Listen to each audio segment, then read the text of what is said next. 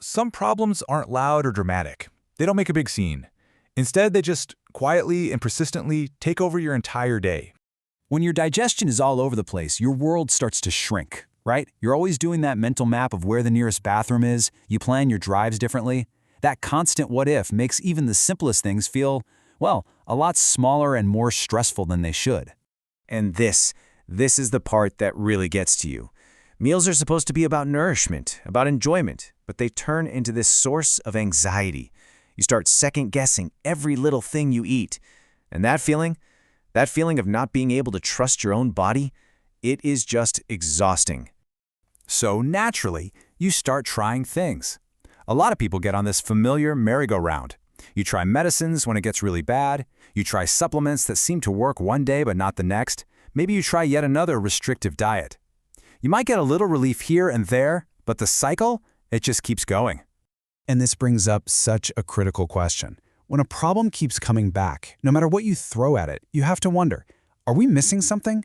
Is just putting out fires the same as actually fixing the fire alarm? Often, it's not. Relief is not the same as restoration.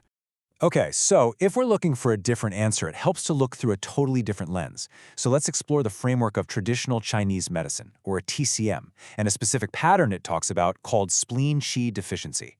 Now, this is absolutely key. When TCM says spleen, it is not talking about the physical organ you learned about in biology class. Nope, it's talking about a function, a job. It's the energy, the qi, that's responsible for taking the food you eat and transforming it into useful nourishment for your body.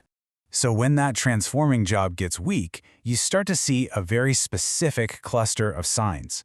It's not just the loose stools, it's the bloating, the sudden urgency, and that classic fatigue that just hits you like a ton of bricks right after you eat. And look at the triggers. Cold foods and stress almost always make it worse. Does any of that sound a little too familiar?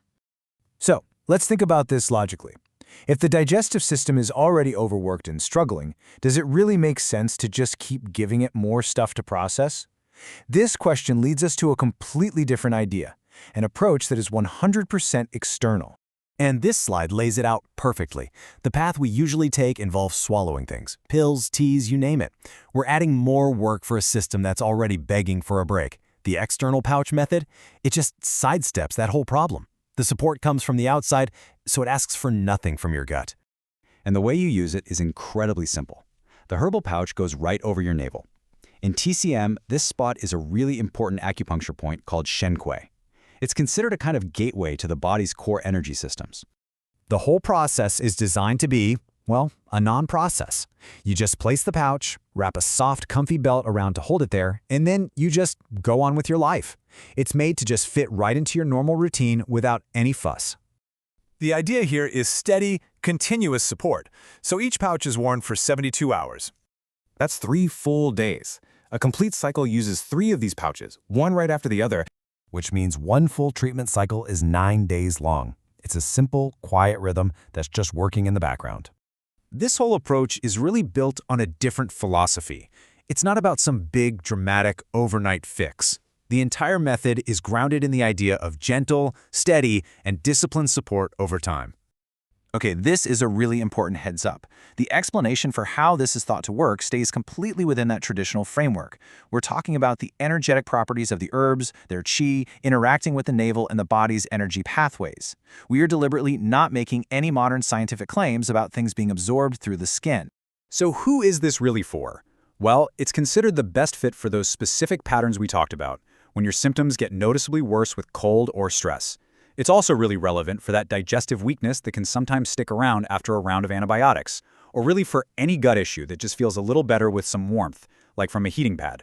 And just to be crystal clear, this is not being positioned as some kind of emergency fix for a sudden acute problem.